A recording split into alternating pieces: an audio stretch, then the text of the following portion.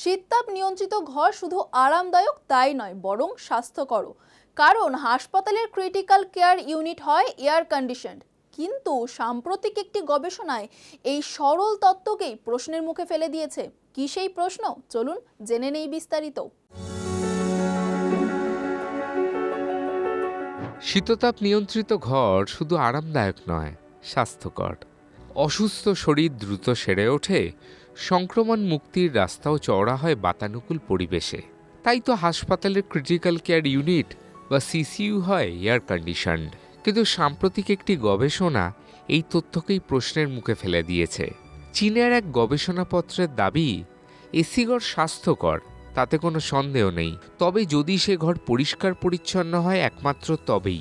অন্যথায় ঘর যদি স্যাঁতস্যাঁতে হয় কিংবা অপরিচ্ছন্ন, তাহলে কিন্তু হিতে বিপরীত হতে পারে। এলসেভিয়ারের বিল্ডিং অ্যান্ড এনভায়রনমেন্টাল জার্নালে প্রকাশিত গবেষণাপত্রটির দাবি, অপরিষ্কার ঘরে এসি চলার অর্থ নানান ব্যাকটেরিয়াল, ভাইরাল ও ফাঙ্গাল ইনফেকশনের আশঙ্কা আরও বেড়ে যাওয়া। স্বাভাবিকভাবেই প্রথাগত ধারণার উল্টোই দাবিতে চিন্তার কারণ দেখছেন চিকিৎসকেরা। কেননা এসির ব্যবহারের চেয়েও এই গবেষণাপত্রে বেশি গুরুত্ব আরোপ করা হয়েছে ঘরের সাধারণ স্বাস্থ্যবিধি ও পরিচ্ছন্নতার উপর।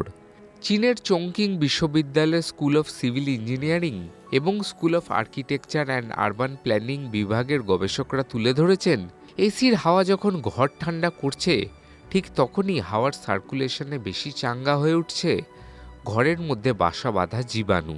গবেষণা বলছে, অপেক্ষাকৃত অপরিচ্ছন্ন ঘরগুলিতে ডেরা বাঁধছে অন্তত ৩২৪ রকমের জীবাণু। গবেষকেরা তাদের স্টাডির জন্য বেছে নিয়েছিলেন ইয়াংশে নদীর ধারে অবস্থিত 4টি শহরকে: চংকিং, উহান, ন্যানজিং এবং সাংহাই।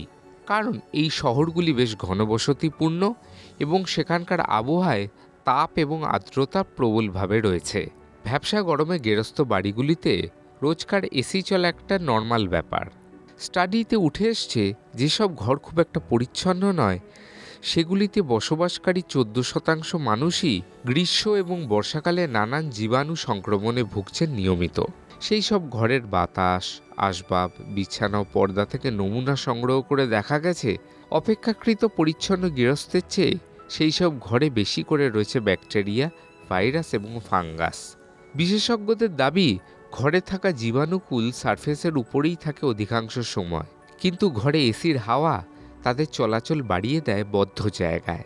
তাতেই ওইসব জীবাণুকুল বাতাসে চলে ফিরে বেড়ায় এবং সংক্রমণ ছড়ায়। কাজেই এবার গ্রীষ্মে এসির হাওয়া কতটা উপভোগ করবেন সেটা একবার ভেবে দেখুন।